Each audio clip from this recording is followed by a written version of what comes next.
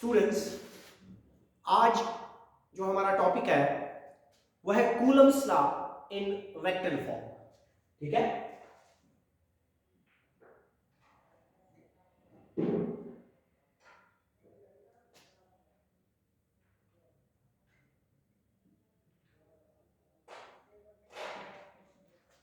हमारा टॉपिक है Coulomb's law in vector form.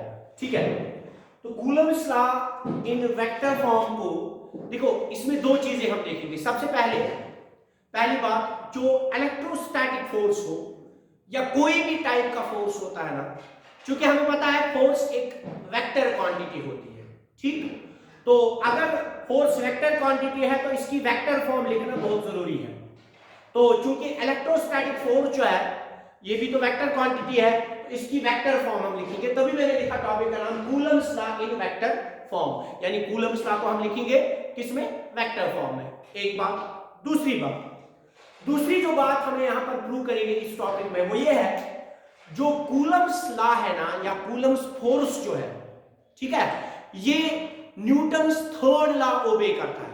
उसका मतलब क्या हुआ? उसका मतलब हुआ to every action there is equal and opposite reaction.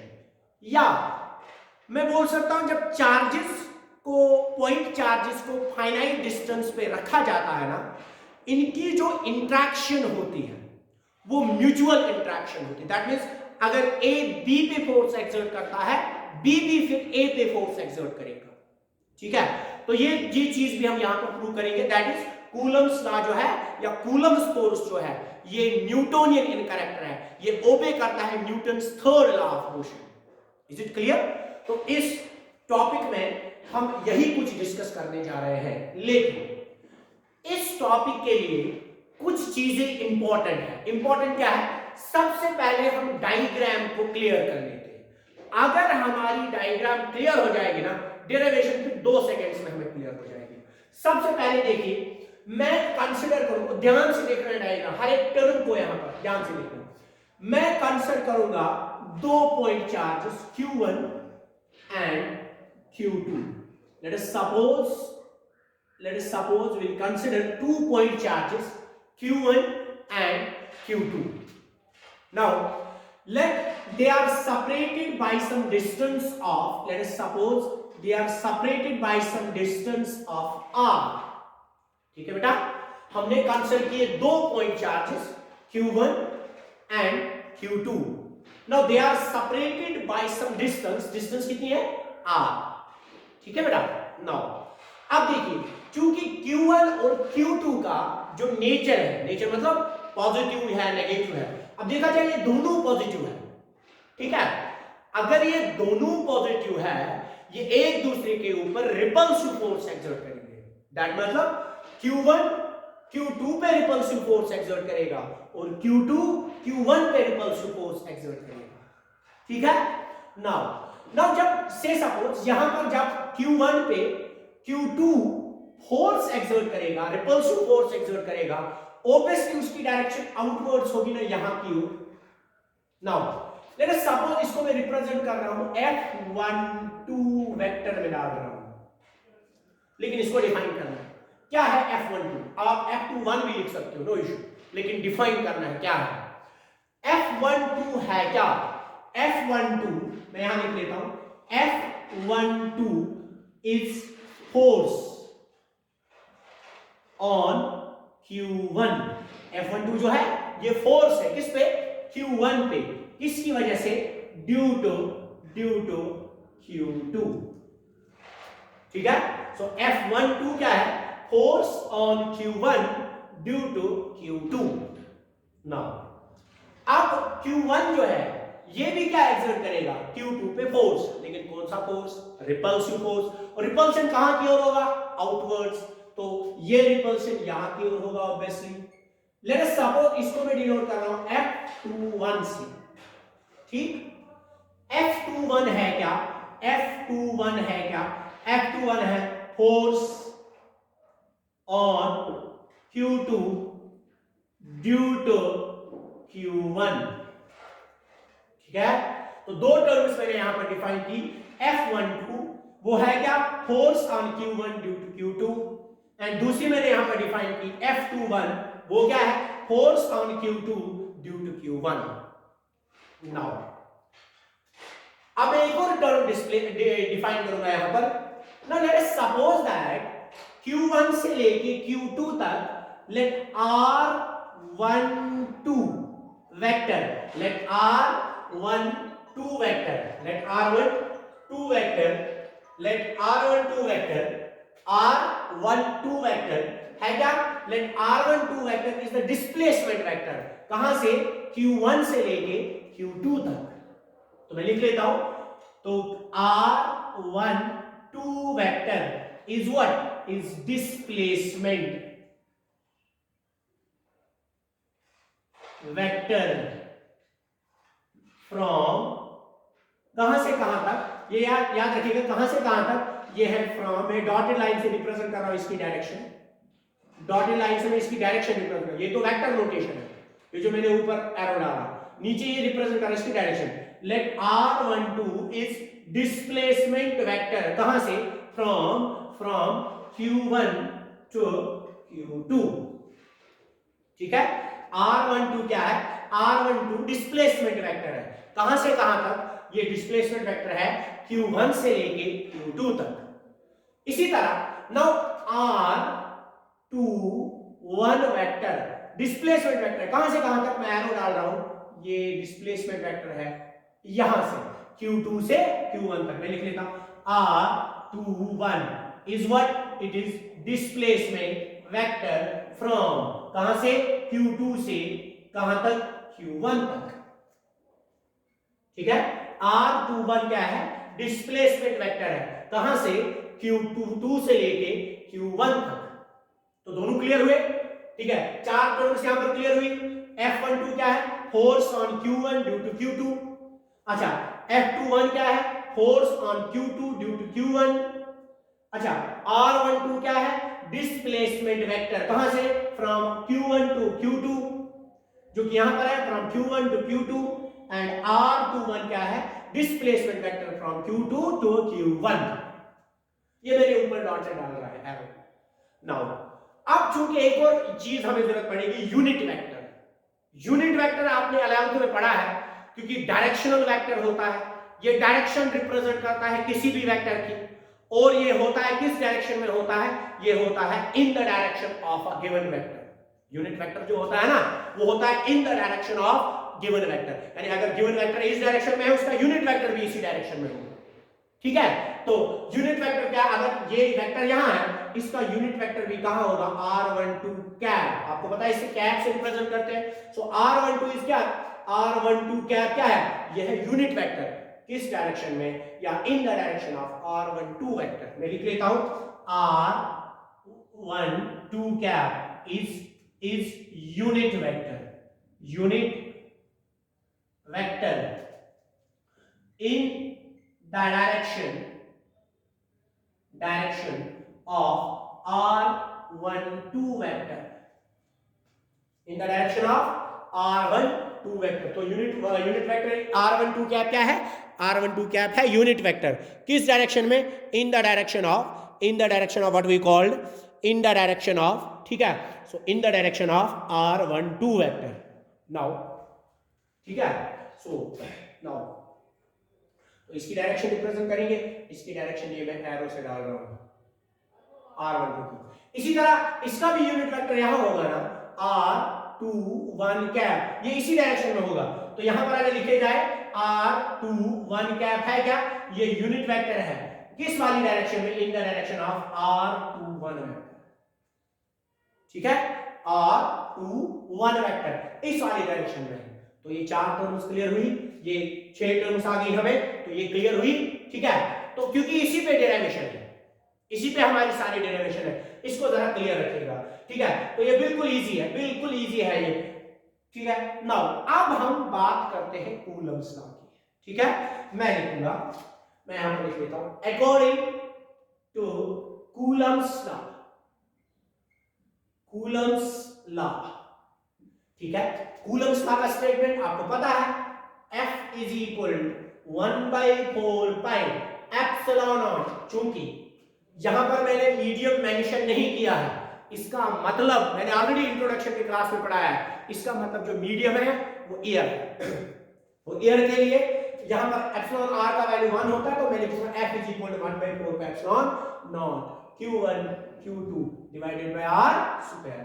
लेकिन बेटा ये जो टर्म यहां पर हमने लिखी, ये जो टर्म यहां पर हमने लिखी, ठीक है ना, ये खाली मैग्नीट्यूड रिप्रेजेंट करती है। क्या रिप्रेजेंट करती है? मैग्नीट्यूड रिप्रेजेंट करती है, ये डायरेक्शन रिप्रेजेंट नहीं करती है, ठीक है। तो अगर आपने इसे, आपको कोई वेक्टर लिखना है, ये मैंने A इज अ वेक्टर, जब आप A को वेक्टर फॉर्म में लिखते हो ना, आप लिखते हैं सबसे पहले A का अपना मैग्नीट्यूड होगा कुछ, फिर A की अपनी डायरेक्शन होगी जिसको हम यूनिट वेक्टर से रिप्रेजेंट करते हैं। सिमिलरली हमें पता है यहां पर जो F है ना, 4 जो है, ये एक वेक्टर क्वांटिटी है। अगर इसका ये मैग्नीट्यूड है, इसका कुछ ना कुछ डायरेक्शन भी होगा, ठीक है।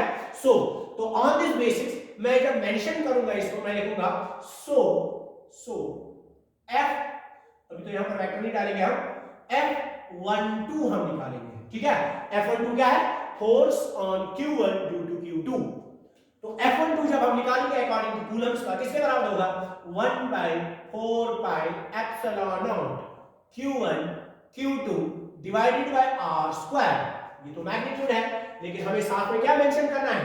डायरेक्शन। अब देखिए डायग्राम में, देखिए F12 वेक्टर यहां है ना, इस वाली डायरेक्शन में है ना, इस वाली डायरेक्शन में है ना F12। जरा डायग्राम पे देखो, इस वाली डायरेक्शन में कौन सा यूनिट वेक्टर है? वो है ना R21 कैप। फिर से डायग्राम पे देखो, डायग्राम पे देखो, F12 वेक्टर यहां है ना, जहां है ना यूनिट वेक्टर, ये वेक्टर, अगर आपका वेक्टर यहां है तो डायरेक्शन भी, डायरेक्शन वेक्टर भी उसी डायरेक्शन में कंसर्न किया जाएगा। वो हो है कौन सा? वो है ना R21 कैप, ठीक है। तो मैं लिखूंगा ये मैग्नीट्यूड है, ये इस वेक्टर का मैग्नीट्यूड इतना होगा, बट इस वेक्टर की जो डायरेक्शन है ना, that is along this direction, और वो कौन सा है? वो है इनटू, वो इनटू क्या है? R21 कैप, ठीक है। तो ये बिल्कुल इजी है, बिल्कुल इजी है, इसको ध्यान से देख लेगा। फिर से एक बार फिर से देख लेगा। क्या बोला मैंने? जो वेक्टर है ना, F12 वेक्टर जो है ना, वो इस वाली डायरेक्शन में है, देखो इस वाली डायरेक्शन में है, इस वाली डायरेक्शन में है, ठीक। और इसका जो यूनिट वेक्टर लगेगा, क्योंकि मैंने अभी बोला यूनिट वेक्टर होता है हमेशा along the direction of given vector, वो यूनिट वेक्टर भी इसी डायरेक्शन में लगेगा, ठीक है। तो वो आएगा F12 वेक्टर, और इसका यूनिट वेक्टर आ गया R21 कैप। बोले क्लियर? नाउ अब चूंकि अभी मैं लिख रहा था, जब हम एक वेक्टर को रिप्रेजेंट करते हैं, उसमें दो चीजें हम लिखते हैं मैथमेटिकली, एक उसका मैग्नीट्यूड और दूसरा इसका डायरेक्शन, यूनिट वेक्टर। तो जब हम यूनिट वेक्टर के बारे में बात करते हैं, A cap is equal to A vector divided by A का मैग्नीट्यूड। यानी जब यूनिट वेक्टर हमें मैथमेटिकली डिफाइन करना हो, हम बोलते हैं it is defined as a ratio of a given vector to that of its own magnitude. यानी यूनिट वेक्टर जो भी होगा, A है A vector divide by A का मैग्नीट्यूड, B है B vector divide by B का magnitude, C vector है C cap है तो C vector divide bye C का मैग्नीट्यूड। अब अगर बेटा हमारे पास यूनिट वेक्टर है R21 कैप, तो फिर हमारा आंसर क्या आएगा? यह आएगा R21 vector divided bye R21 vector का मैग्नीट्यूड, ठीक है। तो मैं नेक्स्ट स्टेप में लिख रहा हूं, F12 वेक्टर जो है it is equal to 1/4 pi epsilon naught Q1 Q2 divided by R square into, ये जो है यहां पर, ये जो है यहां पर, ठीक है, यहां पर जो ये मेंशन है, ये जो यहां पर है मेंशन में यूनिट वेक्टर, इसको मैं लिखूंगा R21 cap, sorry vector divided bye R21 vector का क्या मैग्नीट्यूड, रेफरेंस ये है, ठीक है। R21 vector divided a vector divide bye it's own magnitude, a vector divide bye it's own magnitude, ये आ गया ये। नाउ अब अगर यहां पर ध्यान से देखा जाए डायग्राम पे, ध्यान से यहां पर डायग्राम पे देखा जाए, डायग्राम पे जरा ध्यान अगर दिया जाए,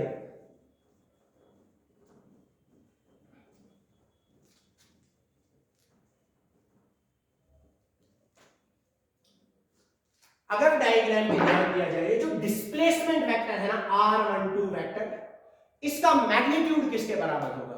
ये है ना from Q1 to Q2 displacement, ये इसका मैग्नीट्यूड तो हमने R लिया है ना, तो मैं क्या नहीं लिख सकता, क्या मैं ऐसे नहीं लिख सकता, जो मेरे पास डिस्प्लेसमेंट वेक्टर है R12 वेक्टर, इसका जो मैग्नीट्यूड है, चाहे आप R12 वेक्टर ले लो चाहे R21 वेक्टर का मैग्नीट्यूड ले लो, इन दोनों का मैग्नीट्यूड किसके बराबर है? इन दोनों का मैग्नीट्यूड है R के बराबर।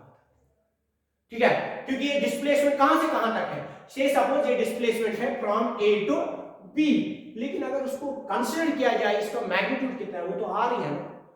नो डाउट की डायरेक्शन अगर मेंशन करनी हो वो डिफरेंट होगी, लेकिन अभी तो R ही है ना इसका मैग्नीट्यूड, तो मैं तभी लिखा, सो देयरफॉर मैं लिख सकता हूं फिर F12 vector is equal to, आप देखिए यहां पर 1 divided by 4 pi epsilon naught Q1 Q2 divided by R square into क्या आएगा, यहां पर आएगा फिर R21 vector divided bye R21 vector divided bye या मैं ऐसे यहां पर लिखूंगा, पहले यहां पर R21 वेक्टर जो है, R21 वेक्टर का जो मैग्नीट्यूड है, पहले मैं बोल रहा था R12 वेक्टर का मैग्नीट्यूड और R21 वेक्टर का मैग्नीट्यूड किसके बराबर? R के बराबर। तो मैं लिखूंगा ये किसके बराबर है, ये होगा R के बराबर। सो मैं लिख सकता हूं F12 vector is equal to 1/4 pi epsilon naught Q1 Q2 divide by R square into R, कितना आएगा R क्यूब इनटू क्या आएगा R21 वेक्टर से सपोज दिस इक्वेशन फर्स्ट, ये हमने निकाला क्या F12, ठीक है। सो F12 किसके बराबर 1/4 pi epsilon naught Q1 Q2 divide by R cube into आ गया हमें R21 वेक्टर, ठीक है। तो आप देख रहे हो ना, फोर्स देखो जरा, देखो फोर्स F12 यहां है ना, तो वेक्टर यही है ना, ठीक है, यहां तक हो गया। नाउ जरा इसको पहले कॉपी कीजिएगा सो दैट मैं आप निकालूं F21, ये तो F12 निकाला, अब फिर निकालेंगे हम F21। नाउ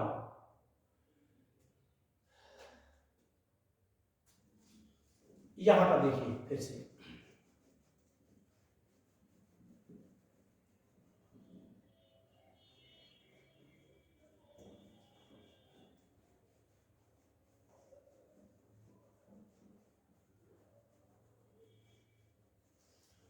अब देखिएगा जो मैंने यहां पर लिखा ना F12 वेक्टर, हाँ this is the Coulomb's law in vector form, यह है कूलम्स लॉ किस फॉर्म में, वेक्टर फॉर्म में। या इससे आगे वाला स्टेप भी है ना, जहां पर हमने कैप मेंशन किया था R21 कैप, वो भी कह रहा है Coulomb's law in vector form.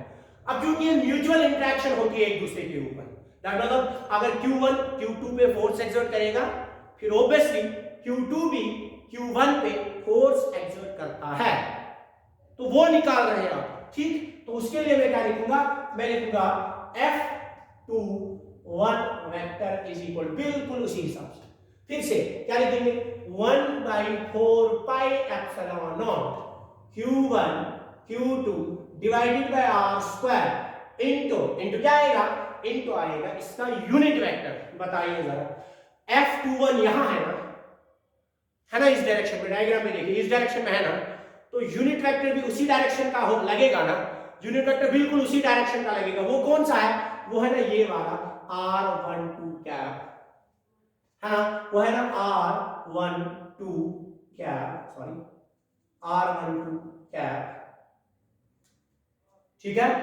Now तो फिर से same concept F21 vector is equal to 1/4 pi epsilon naught Q1 Q2 divided by R square into same concept F12 vector divided by इसका अपना मैग्नीट्यूड, ठीक है। अभी तो मैं बोल रहा था ये मैग्नीट्यूड ऑफ R12 वेक्टर जो है ये भी किसके बराबर, R के बराबर, क्योंकि मैंने पहले ही बोला अगर आप ये डिस्प्लेसमेंट वेक्टर R12 ले लो या R21 ले लो, इनका जो मैग्नीट्यूड है वो R ही है, ठीक।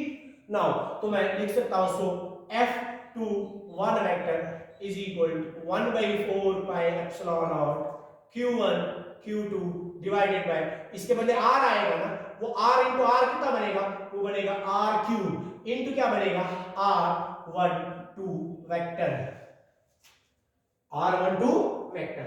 नाउ आप देखिएगा हमने एक टर्म पढ़ी हुई है, एक टर्म हमने पढ़ी है नेगेटिव वेक्टर, है ना। A is said to be the negative vector of B या B is said to be the negative vector of A when they both have same magnitude but opposite direction, ठीक है। That means A vector ये यहां है और B vector अगर यहां होगा, ठीक है, then A is equal to minus times of B vector. A is called a B is called the negative vector of A या A is called the negative vector of B.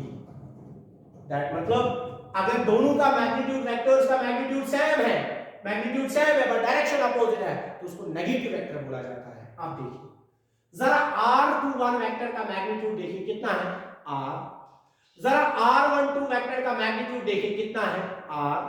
दोनों का magnitude same है ना, but इनकी दोनों की direction different है ना। R12 यहां है और R21 यहां है, तो can't I say that जो R12 वेक्टर है it is equal to minus times of R21 vector.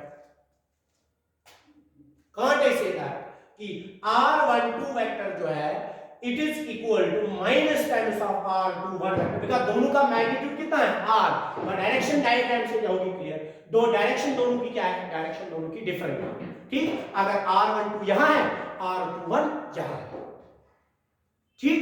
तो उस बिहाफ से क्या मैं उस बिहाफ पे नहीं लिख सकता यहां पर, अब मैं डायग्राम को इरेज कर सकता हूं।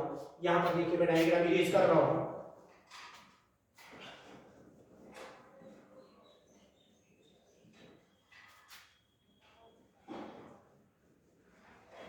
तो फिर मैं यहां पर लिख सकता हूं ना, फिर मैं लिख सकता हूं इसमें therefore F21 vector is equal to 1 by 4 pi epsilon naught Q1 Q2 divided by R cube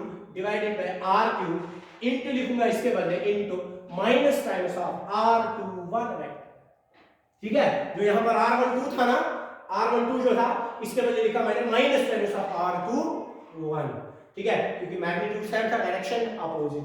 वो क्या आया F21 vector is equal to 1 by 4 पर। देखिए पहली बात, सबसे पहले माइनस है ना यहां पर, माइनस यहां आ जाएगा बाहर, फिर क्या बचेगा 1 by 4 pi epsilon naught Q1 Q2 divided by R cube into आएगा R21 वेक्टर, इनटू आएगा R21 वेक्टर। जरा इक्वेशन फर्स्ट में देखो, यहां पर इक्वेशन फर्स्ट में लिखी हुई है, इक्वेशन फर्स्ट में 1 by 4 pi epsilon naught 1 by 4 pi epsilon naught Q1 Q2 divided by R cube Q1 Q2 divided by R cube into R21 vector, ठीक है। तो इक्वेशन फर्स्ट में लिख सकता हूं ना ये, ठीक है, मैं यहां पे लिखूंगा from equation first. So equation first से मैं लिख सकता हूं ना, यहां पर क्या लिख सकते हैं, मैं लिख सकता हूं ना F21 vector is equal to minus, इसके बदले क्या लिख लो F12 वेक्टर, है ना, लिख सकते हैं ना, ये इसके बदले लिख सकते हैं यहां पर ना। तो वो तो every action there is equal and opposite reaction of F21 vector, इसको इस साइड से plus F12 vector is equal to 0। ये भी न्यूटन्स थर्ड लॉ, ठीक है। सो दिस प्रूव्स दैट जो कूलम्स इंटरेक्शन है वो म्यूचुअल इंटरेक्शन होती है, ये ओबे करता है Newton's third law of motion, या हम बोल सकते हैं it is Newtonian in character, ठीक है। ये हमारा आज का टॉपिक था, ठीक है। तो ये हमारे रिजल्ट्स, आज की जो रिजल्ट्स हमारे